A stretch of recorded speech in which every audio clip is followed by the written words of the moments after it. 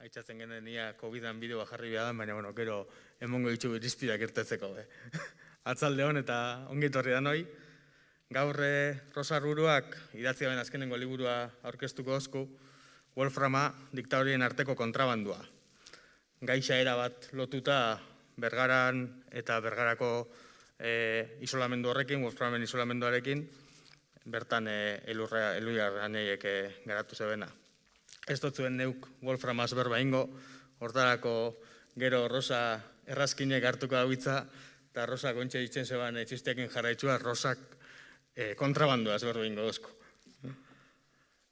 Gaur bai, nabarmendu nahiko nokuela, askotan esan duen moduan, ez? Garai hontan, teknologia eta digitalizazioa ardatz dugun hontan, askotan atzera behiratu eta hori dokumentau eta lantzia beze garrantzitsua da, eta hortarako pausoak emoten jarraitzen diela hainbat lekutatik, tartean Euskal Herriko Adizkien elkarteak itxen dagoen lana, eta laboratoriumekin elkarlania momentu hontan be egin dan hori, ez? Eta horrekin batera elkarlan hori goripatu eta halako bideak uztartzen jarraitzeko aukeria zabaltzea. Zeuei ongi etorri montzu eta eskerrak emo, baina uste dut Euskal Herriko Adizkien elkarteko kidiei eta berezik Luisi Gipuzkoako lehendakarixari ongi etorri eta eskerra emotia beto batza jakula, eta berari emongo gotzat hitza. Mila esker.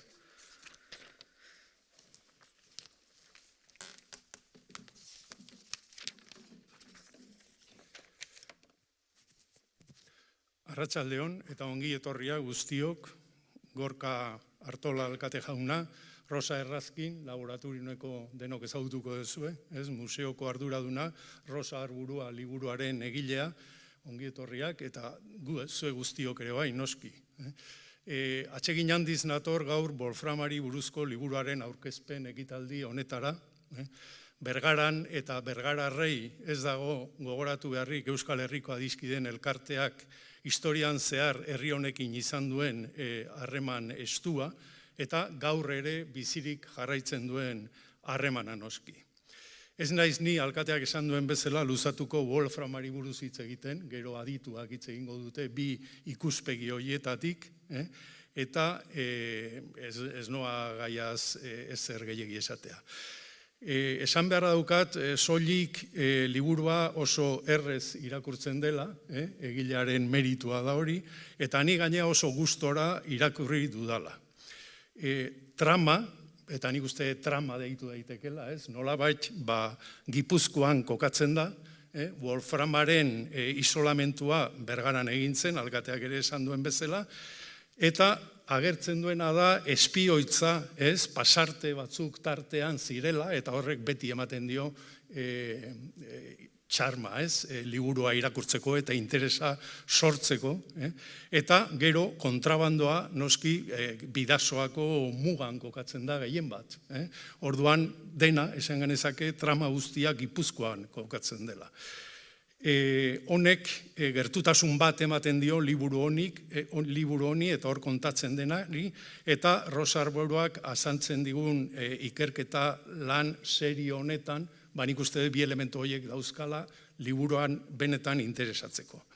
Eta bukatzeko esango dut, hore handia dela Euskal Herriaren Adizkideen elkartearentzako lan bikain hau argitaratzea, eta hemen Bergarako seminarixoan aurkeztea. Rosa, mila esker, zure lanagatik, eta alkateari eta udalari ere eskerrak hemen aurkezteko aukera emateagatik. Besterik gabe, Rosa Errazkinek agertuko dizue Wolframari buruzko gaia. Beste Rosa, zitzaren gertatzen, orain arten tokatu, eskertzen dut, Wolframarekin hori konpartitzea ere bai. Atxaldeon guztioi, eta eskerrik asko, Luis, Elizegi, eta baita Euskal Herriaren Adizkien elkarteko kide guztiei, Juan Bautista, batez ere bai, Julian Serrano ere hor liburuan ere dakidanez, zuzenketak eta laneak ere egin ditu, itzulpen lanetan, nola ez Arbil. laboratorioentzat ohore bada Euskal Herriaren adizken elkartearekin harremanetan egotea, ez? Beti egon da, baina egia da publikoki oso gauza gutxi egin ditugula, eta, egoera hauetan berriro ere elkarrekin egotea poza handia ematen dit.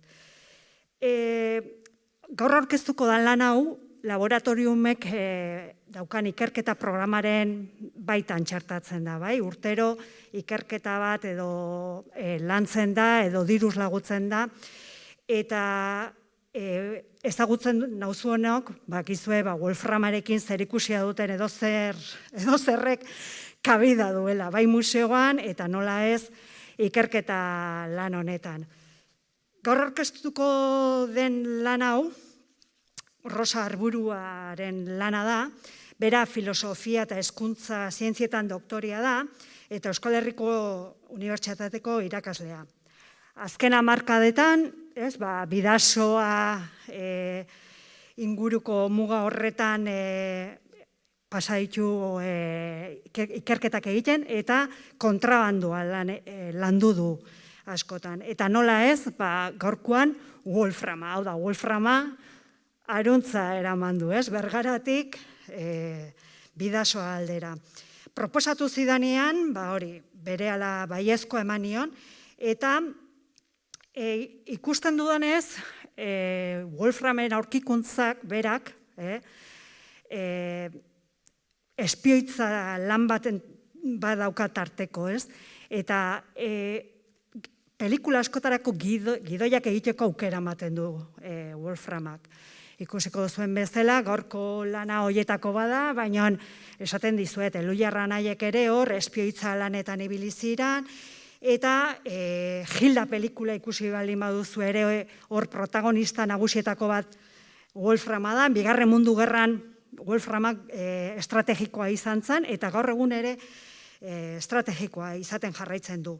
Ez nabil exageratzen, aurkikuntz Wolframak dauzkan propietatengatik estrategiko bihurtzen dute. Baina Wolframa zer da, askotan esategu Wolframa, baina hori da kimikariek, beti beraien taula periodikoan daukaten elementu kimiko bat.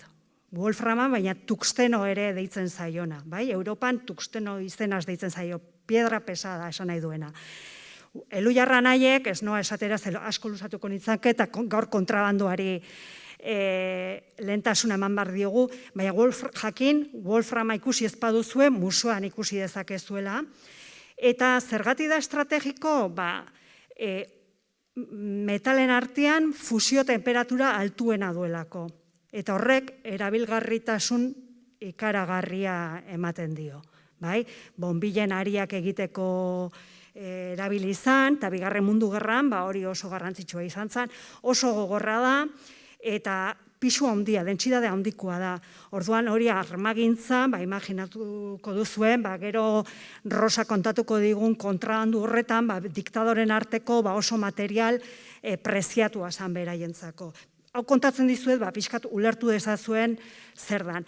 Baina hori, garaibatekoa izan zen, baina gaur egun ere Wolframa asko erabiltzen da, fusio errektore nuklearretako barreko zatie egiteko, soldaduretan, TIG deitzen zaion, Tungsten Igner Gas soldadura mota horretan asko erabiltzen da, bakarrik tungsteno deitzen zaio eta askotan ez dugu asoziatzen Bergarako elementu kimiko honekin, Eta besterik gabe, nik zin egin diot komunikazioari ez nitzala gehiagi luzatuko, baina eske Wolframa egia da museoko taldeko kimikaria naiz, eta Wolframi buruz ezagutzen hau zuenak, orduak eta ordua pasako nituzke. Besterik gabe, museoa ezagutzen ez duzuenok, Wolframa ikusteko gonbita ematen dizuet. Eta besterik gabe, Rosa Arburuaren kontrabandu hori aurkeztuko digu. Bukatzen dunean, galderen tartea zabalduko dugu, eta animatzen zaituztet galdetzea. Besterik gabe, eskerrik asko, Rosa, eta aurrera.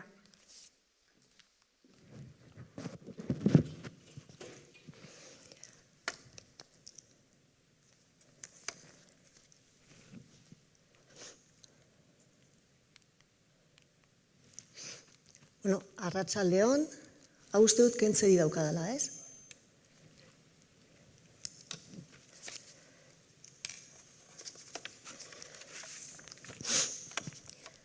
Hoxe, arratsaldeon guztioi mila esker etortzeagatik, eta hemendikan kanpo ikusten ari dutenei ere ongi etorria.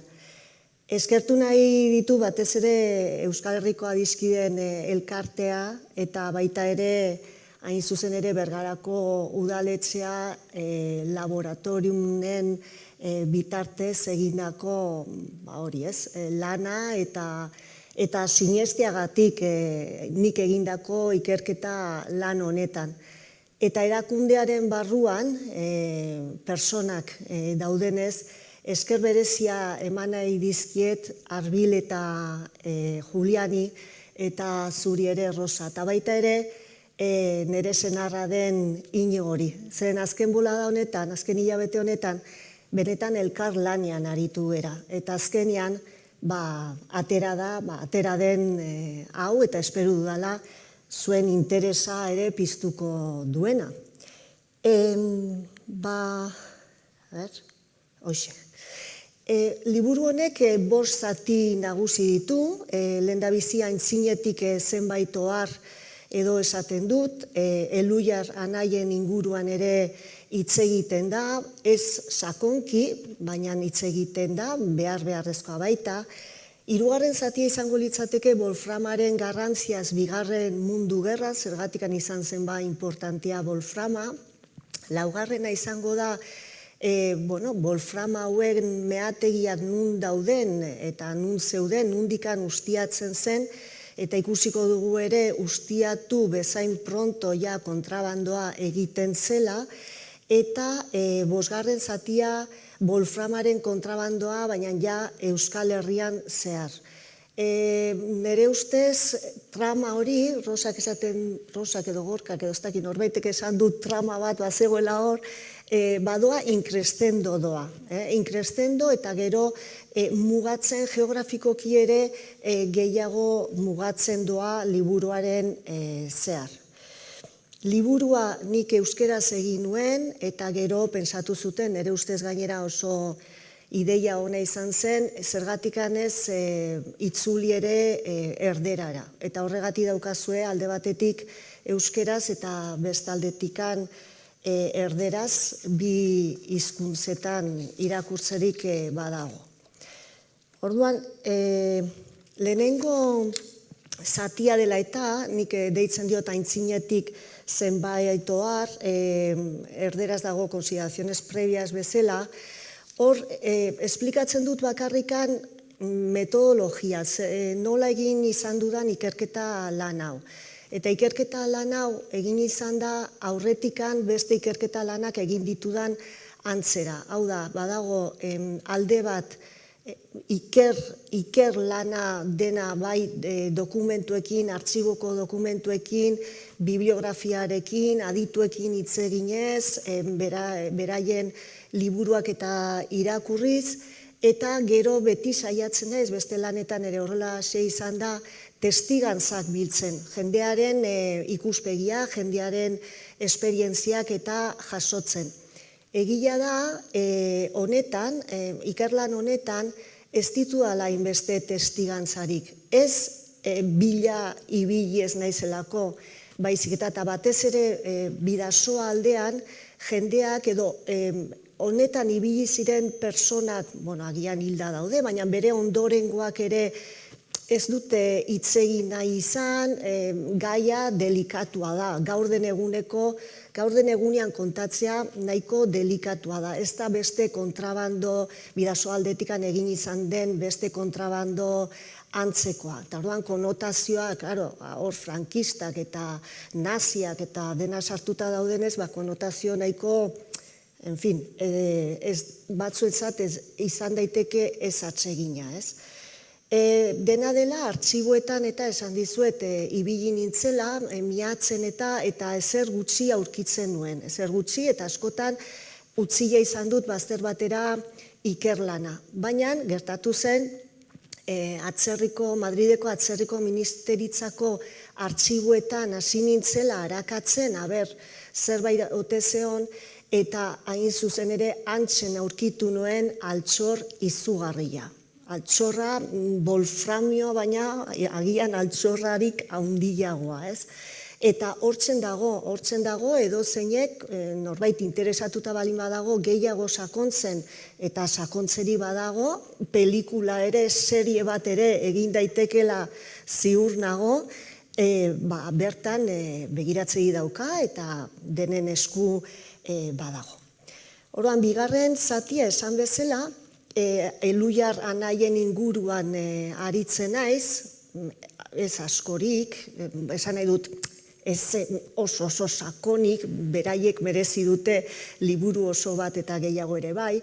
Eta, azpimarratuko nuke hori, beraien aita Juan, sendagile oso ona zela, oso ospetsua, ilustrazioko ideiak zituela, hau da, zientzilaria zen, Elizari ez di horrelako garrantzirik ematen, baizik eta zientziari eta garrantzia emango dio, eta badakigu 1777an Baskongadako kidea, partaidea bazela bera. Orduan, Juan Jose Fausto eta Anaia Arrebak familia honetan ideia hauekin horrelako giroan hasi eta hezitu ziren. Bai bilak ere, Parisera eta Alemaniara joan ziren eta bertan ikasi zuten, eta badakigu hori Fausto Bergarara itzuliko zela eta hain zuzen ere laboratoriunen irakasle izan zela, katedra lorturik, ez? Juan Josek jarraitzen du bere bidea, eta Espainia-Inglaterra arteko guda orduan zeon, eta eskaintzen diote Baskongaden bitartez ja espioitza lanak, lehen aipatu duzu, espioitza lanak egiterik ote luken Eskoziako karron fabrika edo kanoiak egiten ziren toki horretan. Horrela Baskongadasekoek izango zuten emaitza positiboa balin baziren, diru bat jasoko zuten bere proiektuak eta aurrera eramateko.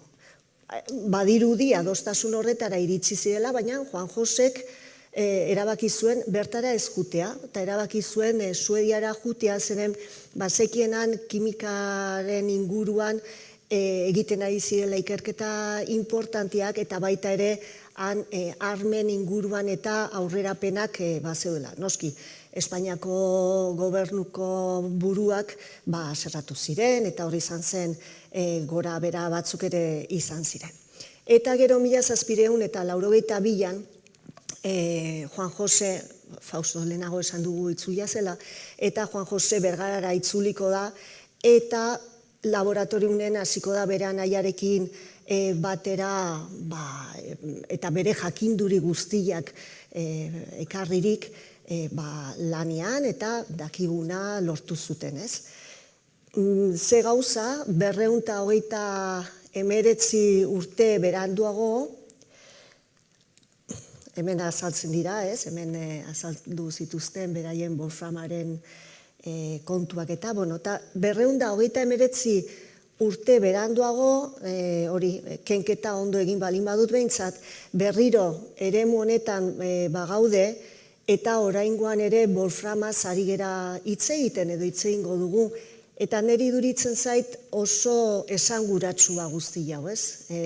Bergaran egon ziren anaiak, elkarlanean aritu ziren, ez? Eta bere aurkikuntza, bere jakinduriari esker, lortu zuten guztia, eta orain berriro ere hementzen gaude Euskal Herriko Adiskideen Elkartea, bertako jendeak, ez? Egia da, personaiak agian desberdinak garela. Baina, ez dakit, ni pentsatu nahi dut, gainera Eliza izandako nunbaiten gaudenez, hori, beraien espiritua edo horrelako zerbait ezote dagon hemen inguruan. Hirugarren zatia beraz, aritzen da wolframaren garrantziaz bigarren mundu gerran.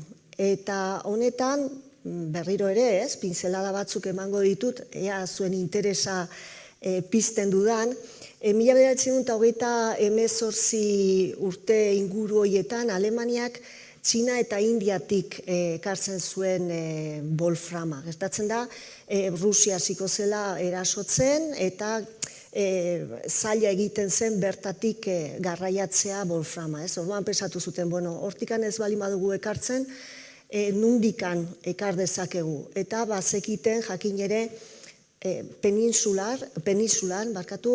peninsular Europako wolframaren 95% justo Portugal, Galizia arteko muga alde batean eta bestean, eta L egiten duen muga inguru horretan, alde batean eta bestean, zeudela wolfram meategiak.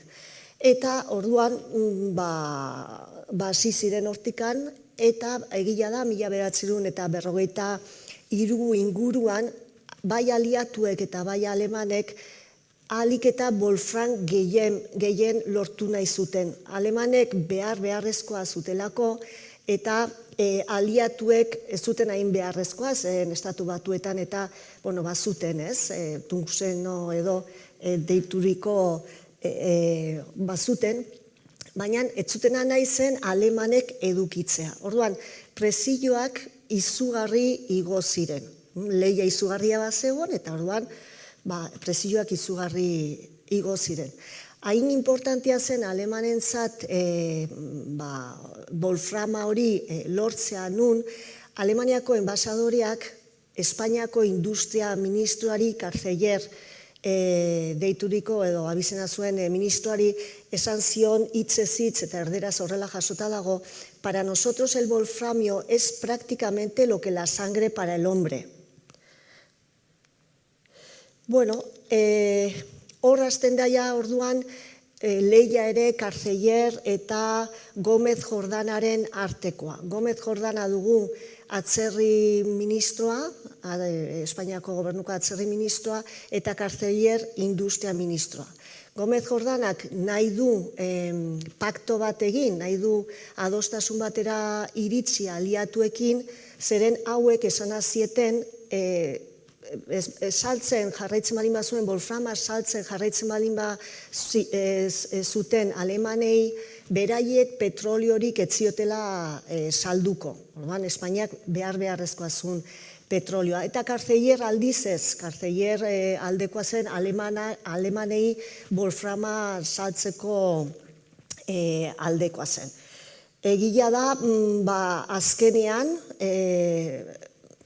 sinatu zuten, paktu hori sinatu zuten, esan bezala petrolioa beharrezkoa zutelako. Eta sinadur hori egiten da maiatza 1954ko maiatzak bilan. Akordioa sinatzen da eta akordio hortan jartzen da 3 hilabetez Espainiako gobernuak, Espainiak ez diola alemanei wolframiorik salduko. Eta gero, hurrengo hilabeteetan, hilabetero begiratuko dutela edo adostuko dutela zenbat saltzerik izango lioteken espainolek alemanei wolframau. Hori sinatuta gelditzen da, badirudi, hori aurrera eraman beharko litzatekela. Gertatzen da, hau sinatu bezain pronto, ez diote salduko legalki alemanei wolframa, baina salduko diete kontrabandoa eginez. Isilpean, kontrabandoa hori da, isilpean egitea. Isilpean inork ez jakin gabe. Baina inor jakin gabe ez, zeren aliatuek oso adi zeuden, pentsatzen zuten zerbait gertatuko zela hor, eta oso adi zeuden eta behin eta berriro salaketak egingo dituzte. Eta lehen aipatzen dizuedan atzerri ministeritzako artxiboetan aurkitu nuen dokumento sorta legajo delako hori hausen duzue. Eta bertan adibidez, nik adibide batzu jarriko dizkizuet, baina askoz ere gehiago badaude, ekainaren, maiatzaren 2an sinatzen dute akordioa. Eta ja, ekainaren 8an esaterako Italiako enbasadatik kontrabandoa egiten zenaren susmoa eta aurkikuntza izaten dute. Kuerpo diplomatiko CD jartzen zuen, matrikulan jartzen zuen kotxe bat harrapatzen dute wolframa barruan zeramala. Bueno,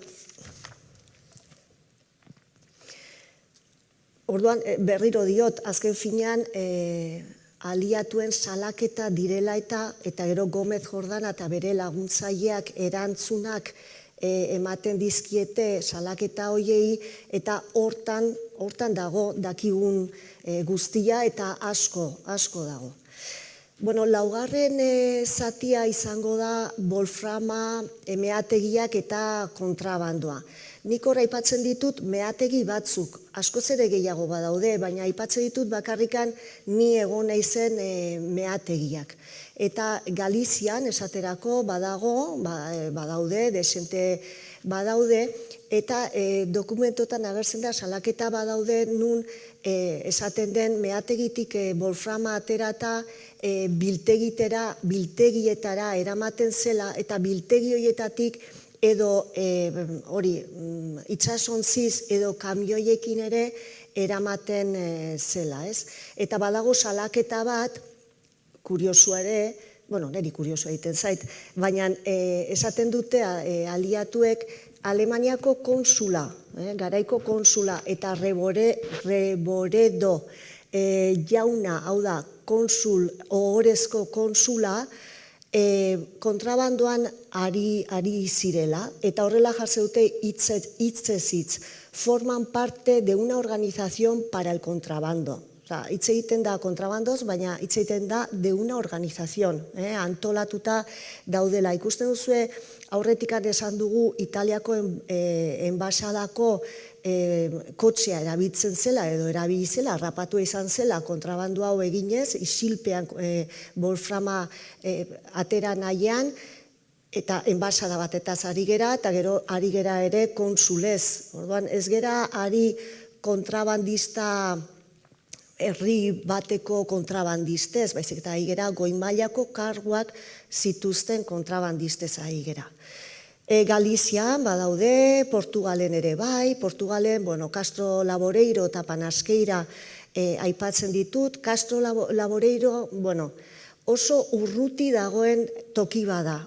Melgazotikan, ez dakit jun eta han, bapatean mendi batzukan daude, eta oso harritzua den mendia da. Eta ara joan ginenean, han bai hitz egiterik izan nuen bertako jendeekin, eta esaten zidaten baietz, garai batian jende asko aritzen zela bertako hori mendian, ez zirela zergatikan izan behar kobak edo meategiak, askotan ere mendian aurkitzen zutela wolframioa, eta bai umeak, bai gizonezkoa noski, aritzen zirela. Eta gauza kurioso bat egin zitzaidan esan zuten, emakumeak oso azkarrak izan zirela zeren beraiek, wolframaren pixarrak edo gelditzen ziren, pixarra horiek bai beraiek biltzen zituztela ere, eta gero joaten zirela, urruti dagon herri hartara, Melgazo aldera, eta han joieriatan saltzen zutela edo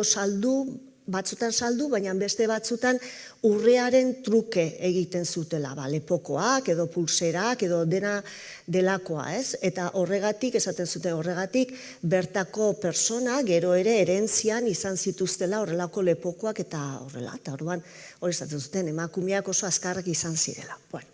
Eta Panasqueira, orain ere martxan dagoen meategi handi bada, eta han ere gertatzen zena zen aliatuek eroste zuten normalian Portugalen eta besteak alemanek esan dutez Espainian. Baina Espainian garestigoa balin bazen, Portugaldikan isilpean kontrabandoz pasako zuten Espainiako meategitara edo biltegitara, eta orduan ja salduko zieten alemanei. Eta hori gero ere ikusiko dugu ala gertatzen zela. Eta gero, Bierzon ere ibili ginen, Ponferrada inguruan, eta hango menditan eta ibili ginen, eta badago argazki bat hemen sekulako eraikuntza ikusi genuen, eta han meategiko persona, meategian lan egiten zuten persona bizi omen ziren. Bi personekin topo egin genuen,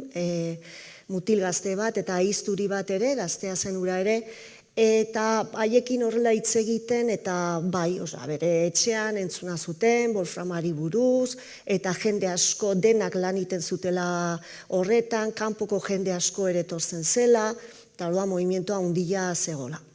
Salamanca Cáceres inguruan, Navas Frias, badago herri bat, eta han ere badaude meategiak. Eta han, aukera izan nuen hitz egiteko Maria eta Pedro izeneko bi anai arrebakin, hauek, 1940 urte inguruan jaiota ziren, eta esaten zuten haien aitona wolframa erosten zuela eta gero alemanei saldu. Mariak oroitzen du aurra zelarik kotxe elegante batean ibili zela bera. De unos de Madrid, uno era del ejército. Sukaldari eta guzti etortzen omen ziren Navas Friasera, bertan etxe handi bat alokatzen zuten eta aitonarekin negoziatzen ibiltzen ziren. Negozio solasaldiak egiten ziren aldi berean, hainbat gazte, Portugaldik wolframa kontrabandoan ekarririk, aitonaren etxeko atzeko aldetik sartu, gela batean utzi, eta esku utzik ateratzen ziren aurreko atetik. Los de Madrid, goiko solairuan aitonarekin solasean egoten zirela dio Mariak, beraz, ez gaude oso oker, nire iritzia da. Madrildarrak wolfram kontrabandoaren jakitun zirela esaten baldin badugu. Bueno, hori Mariak eta Pedrok esaten zutenak, ez? Baina baita ere, bazen gizon bat, Daniel izenekoa, eta honek esaten zuen, bai noiz nahi, Portugaldik 100 bat zaldi etortzen zirela, beraie bakarrik ez, etorriko ziren persona batzukin, mandazainekin, eta zaldi hauek wolframez kargatuta etortzen zirela, orduan gero deskarga egiten zutela kamioietan, eta ero kamioi horietan eraman wolframa biltegietara. Bueno, gero ja pasatuko gera 5. eta azkeneko zatira, bidasoa, Euskal Herrira eta Euskal Herriko muga bidasoa aldean, eta esan dizudan bezala ez, hortan ja testigantza oso gutxi daukat.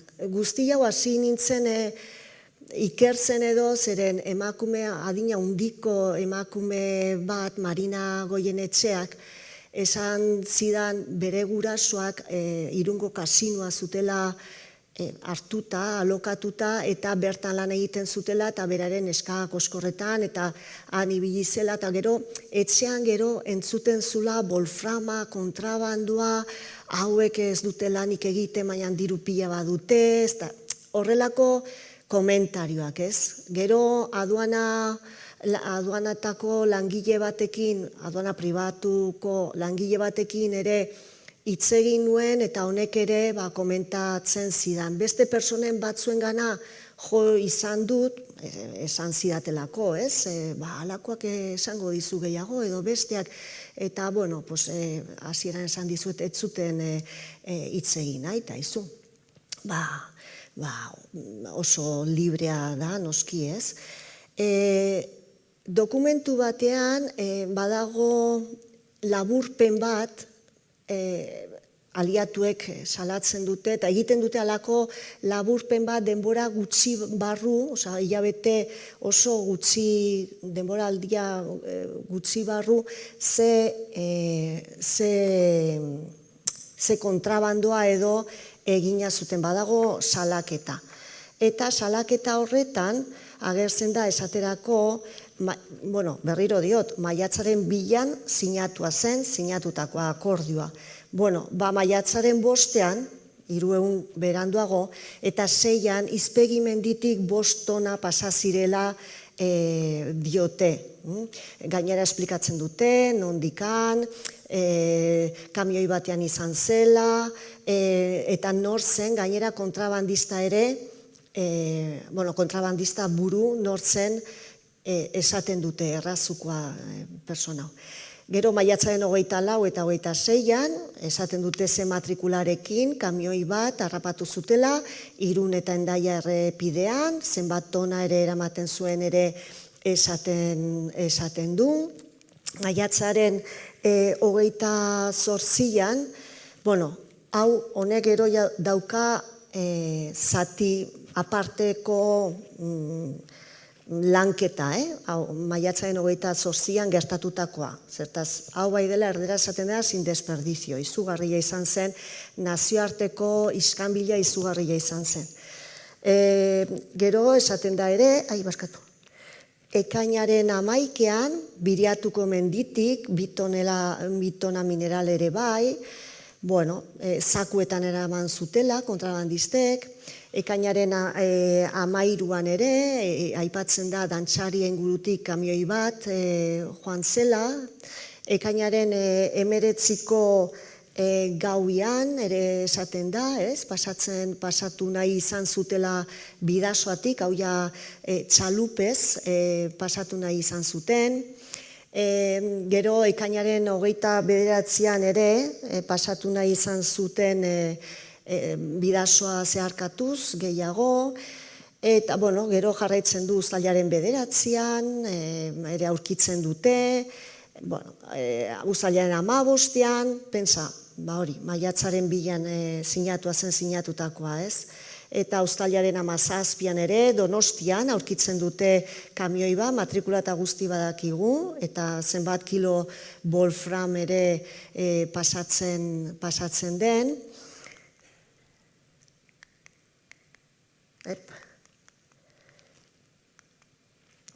Eta baita ere esaten da, hori, itsasontziz ere pasatu nahi izan dela, gehiago, eta baita ere esaten da tren batez, Portugaldik ateatzen den trena batian ere kontrabandoa, wolframioa pasatu nahian aurkitzen dutela, ez?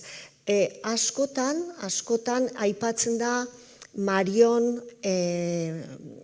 Marion biltegia, Irunen zegoen Marion biltegia, behin eta berriro.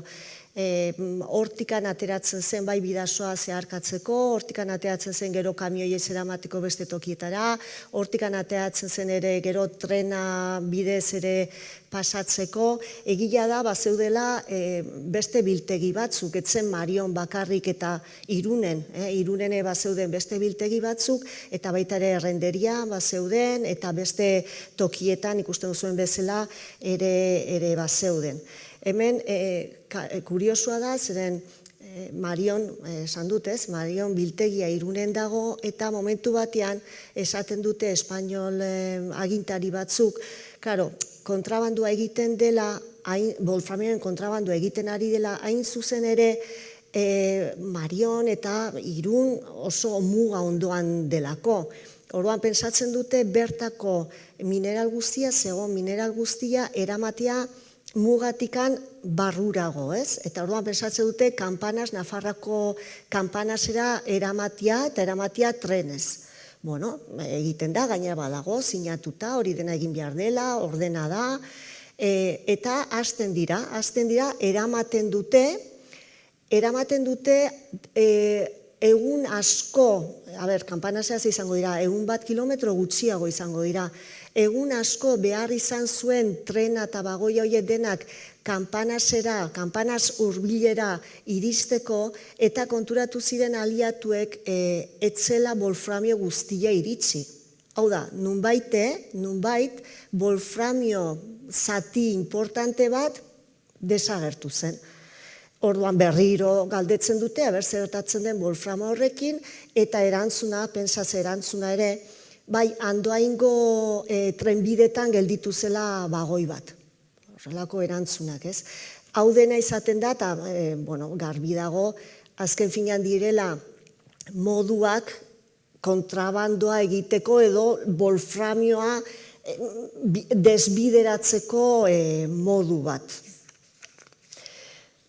Gero, Bidasoa aldean, ja egila da, kontrabandoa egiten harrapatuak badaude, orduan interesgarria da hau, zeren ja izena abizena jartzen dizkiogu, eta ez izena abizenak bakarrik baizik, eta jartzen dugu ere, eta horrela agertzen da dokumentazioan, pertsona hauek nortzu ziren, edo zer egiten zuten, zein zen bere eguneroko bizimodua, ez? Ze lehenago aigera kontrabandoz eta jute eta trena eta bestia, baina, nolakoak ze persona mota ziren hauek. Eta aurkitu, harrapatuta izan zen talde batean, zeuden oso persona perfil desberdinetakoak.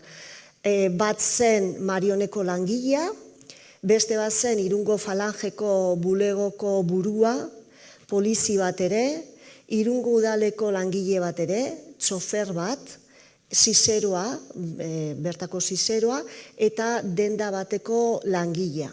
Hemen ikusten dugu, esan dakoa, oso perfil desberdinetakoak direla, baina egia da gero deklaraziotan eta azaltzen dela denetan garaiko gobernuko erregimenaren ideiekin edo adostasuna eta buena kondukta, edo jartzen dutela horrelako plus bat. Eta persona hauek bai egon zirela kartzelean, baina egon ziren oso simbolikoki. Sartu atera bat besterik ez zuten egin, eta wolframioaren kontrabandoa oso kontrabando potentia zen.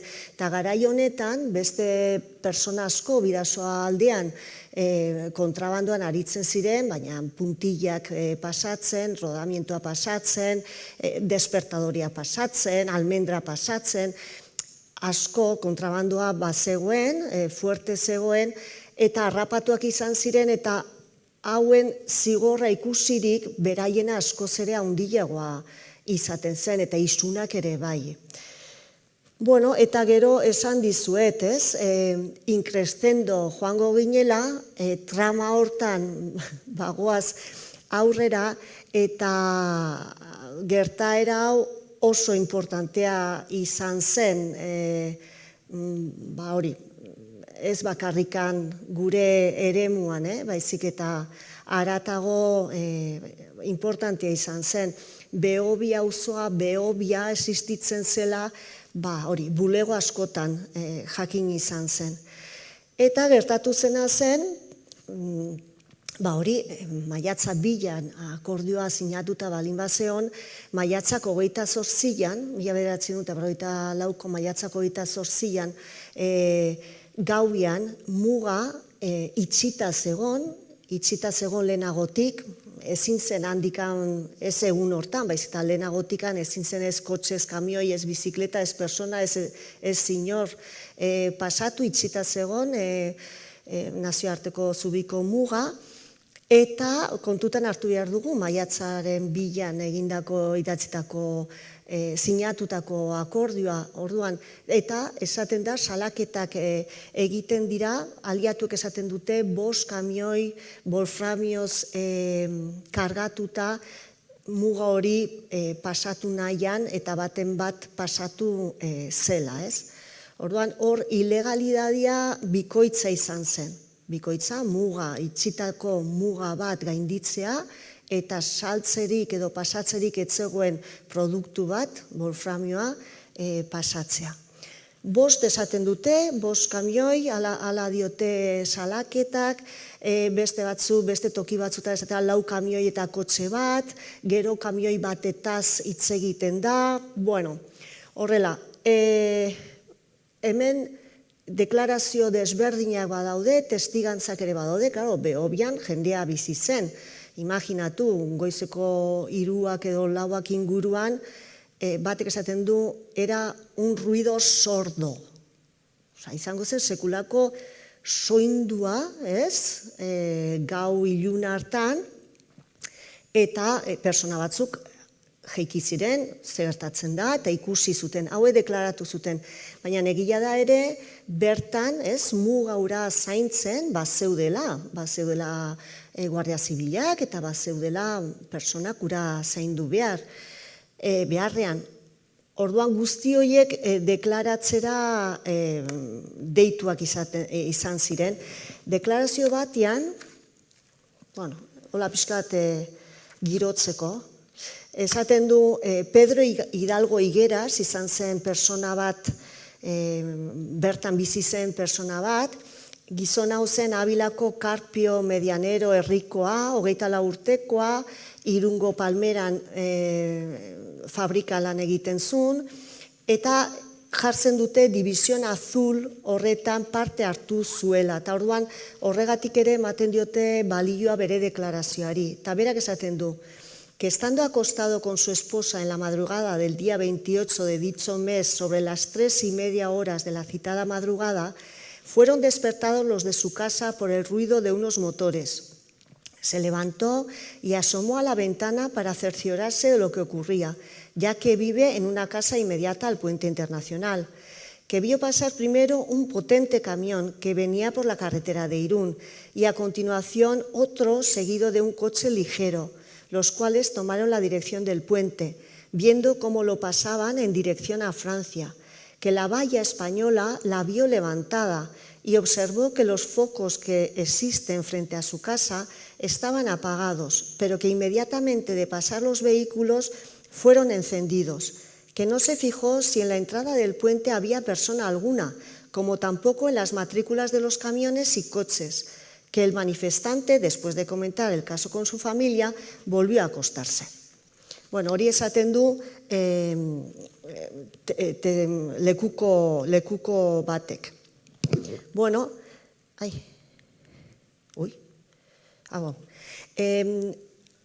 asko gustatzen zait krokiz hau, izugarri gustatzen zait, zeren, horrelako iskanbila izan zen, deklarazioak eta horrelako iskanbila, nik egin behar izan nuen eskema bat, zertaz, ez dakizu ez salsa dagon, gero, hor dago koronel bat, badago beste teniente koronel bat, komandantea bidaltzen dute espresoki, Humberto Padura, espresoki, koordinatzeko ikerketa lan guztiak, kapitain bat bazegoen bertan, baita ere tenientia eta gero komandante de puesto, galdetu behar izan nuen, hau nola zijoan jerarkia hau.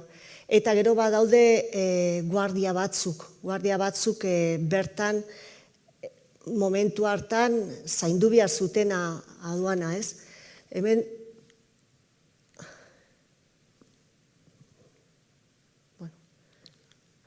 Hemen daukagu barrera, uste dut ikusten dela edo, ez dakit.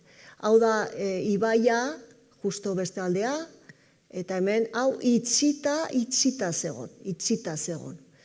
Hemen, Guardia Zibilen kuartela, ikusten duzuen bezala, hemen da inspekzion sanitaria jartzen du, eta hemen, hemen badago miradore bat, bazegoen miradore bat, eta esaten da, miradore horretatik ikusi, noski, begira, dena ikusi zen. Eta hemen Pedro Hidalgo, orain irakurri dizuedana, hemen bizi zen. Bai? Hemen harrigarria dira deklarazio batzuk. Denetarik dago hor, deklarazio batzuk esaten dute,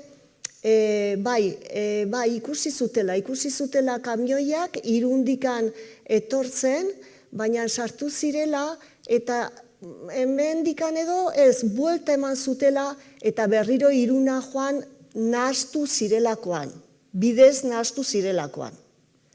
Beste batzuk esaten dute, kamioiak etorri zirela Irundik, baina Iruña Nafarro aldera joan zirela. Beste batzuk esaten dute, aduanetako langile batzuk, esaten dute, batek esaten du Rafael Garziak berak ez zuela ezer ikusi. Ezer. Beste batek, Eugenio Oiok, esaten zuen berak kamioi batzu ikusi zula, baina gero jetzula ezer ikusi. Eta ero badaude batzuk, esaten dutela, Pedro Hidalgo esan dugu, eta beste batzuk esaten dutela, baietz, kamioiak izan pasatu zirela, eta bat gainera pasatu zela beste aldera. Hor badago juizio batzu, badaude deklarazio ondoren eta azkenean zigorren bat, momentu batean Humberto Padura komandanteak koordinatu zuenak ikerketa guztia garbi ikusten du, hori izan zela tropelia bat, eta oso gogor azaltzen da, eta gero azkenean ezartzen ditun zigorrak edo izan ziren oso lauak. Orduan hor, bitarte horretan gertatu zen, ez dakigu. Baina egia da, bertan hausen dugu Behobia, eta bertan egongo ziren horrelako zaindari batzuk, barrera itxita, baina pasatu zen gutxienez kamioi bat. Eta horrela bukatzen da episodio honekin, nazioarteko eskandalu honekin, bukatzen da ikerketa lan hau. Mila esker.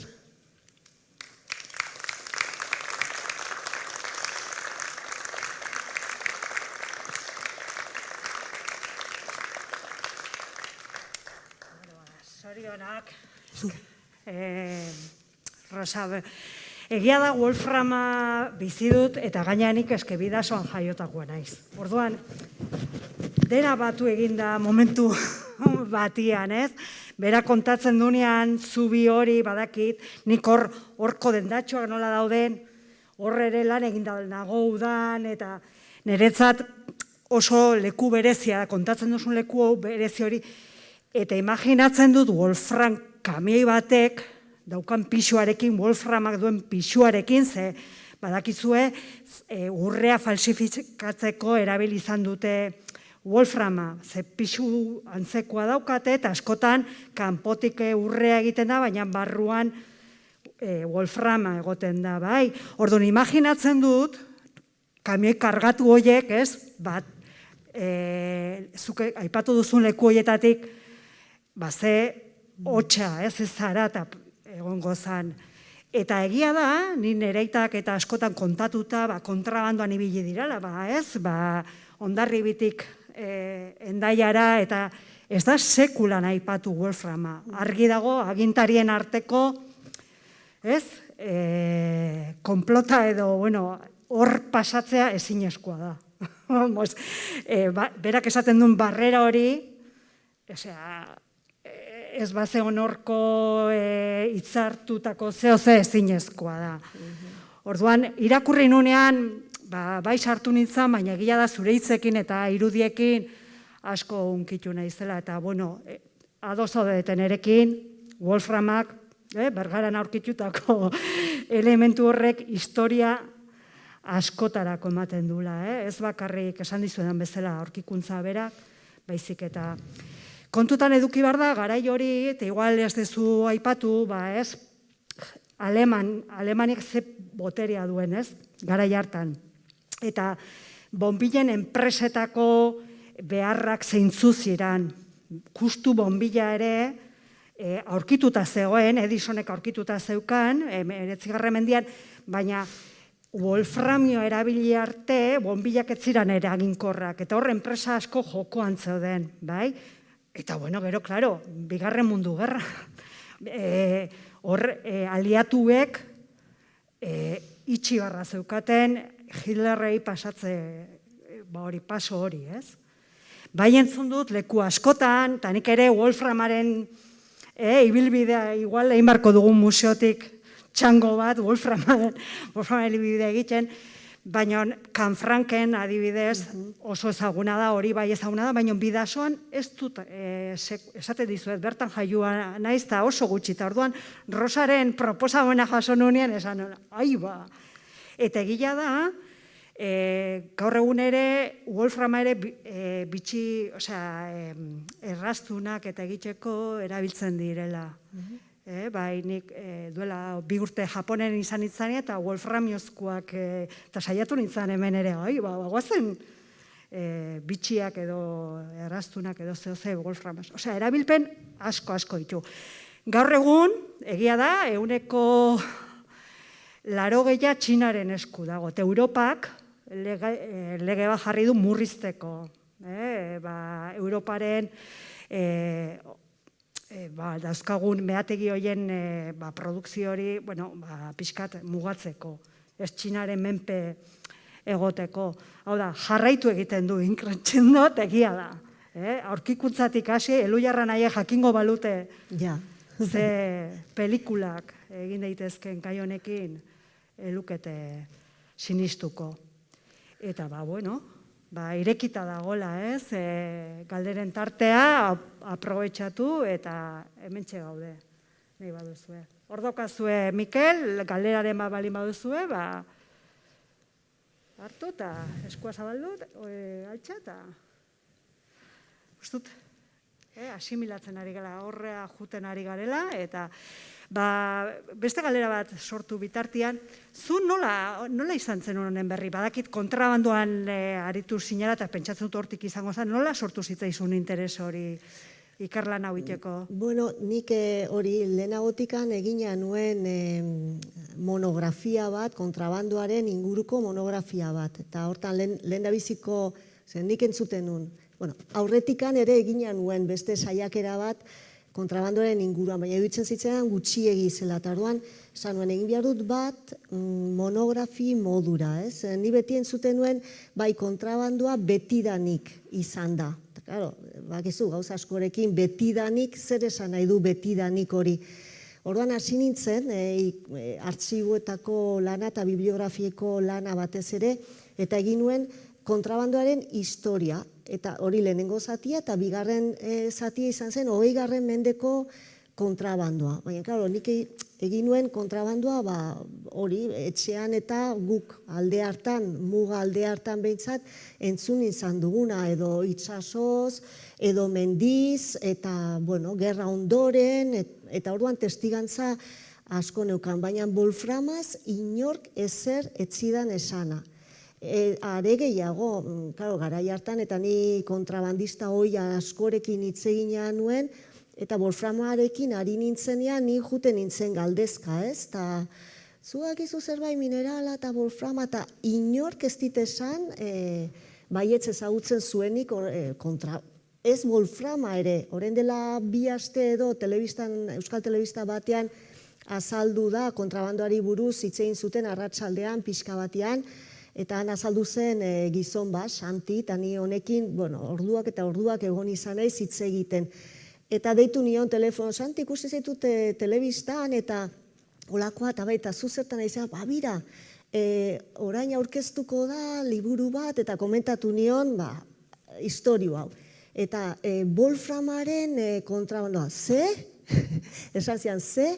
Bai, wolfram, da mineral bat, ez dakizu? Eta, hau, ibilia da, kontrabanduakin, Suizara junez boltitzer puruak ekartzeko, eta esan nahi dut, ibili da, Eta ez dakite, honen inguruan ez dakite. Orduan, ni horrela nenbilen, eta egia esanez kasualidadia izan zen. Kasualidadia Marina, Goienetxearekin, bere alabarekin, gaina nik Andri hau ez nuen gehiegi ezagutzen, baina evento batean eta, kasualidadia edo ez, baina berekin eta ez dakitere nola, baina horrela hitz egiten hasi ginen, eta berak esan zian, ere amak, badaki wolframiari buruzko kontrabandoa Irundikan egiten zela, eta eta nola, eta kuriosidadia piztu zitzaidan, nola, eta hola sinitzen, arakatzen, tiratzen, baina egia da,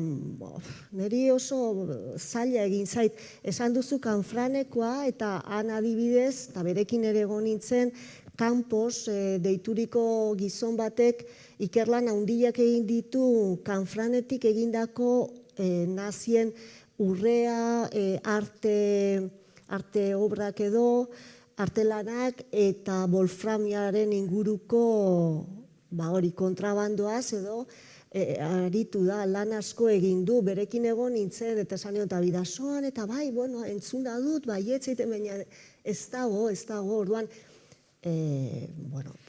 Badakigu, zema balio zuen? Bai, hor datua daude ze urtetan zenbat balio zuen. Ni buruz ez dakit, egia esan ez, baina badaude datuak. Bai.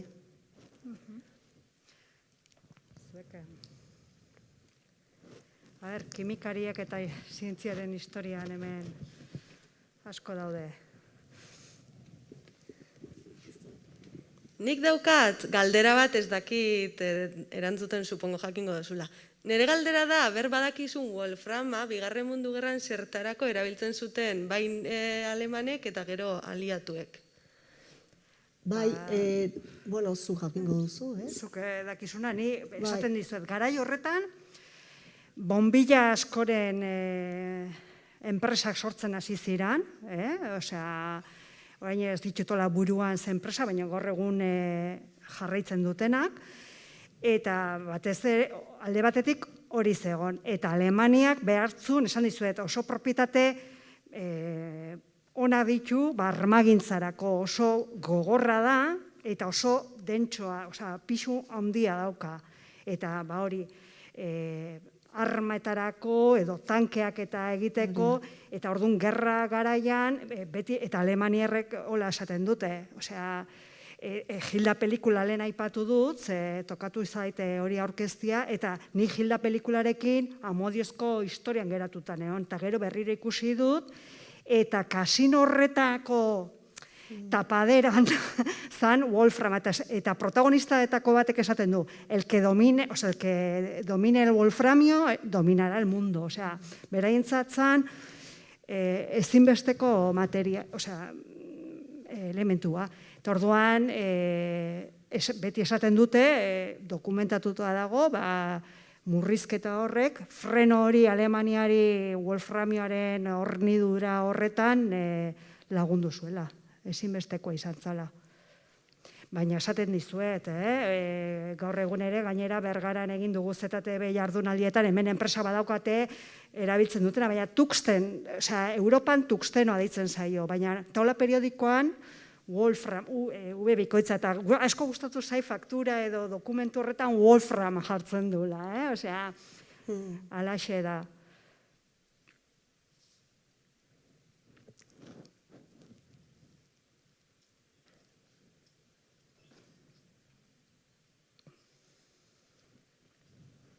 Besterik?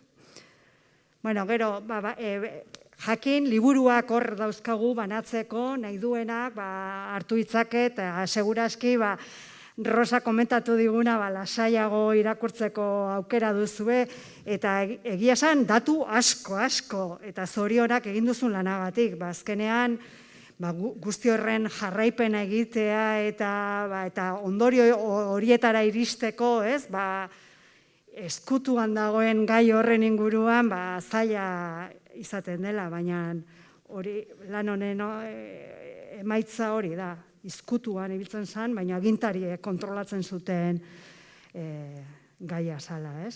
Eta, bueno, Bergarak ere hor, ni beti esatean, ni Bergara beti mapan jartzen dut, eskerrak Hondarribin jaiota, baina Bergaran emandako euskal ilustratu hauen, emaitza begira, ze ondorio, ze diru, ze gido, eta guri tokatzen zaigu hori gizarteratzea.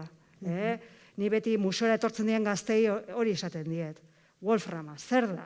Eta, ni ez naiz kimikua edo ez naiz zientzia, baina hau jakin behar da.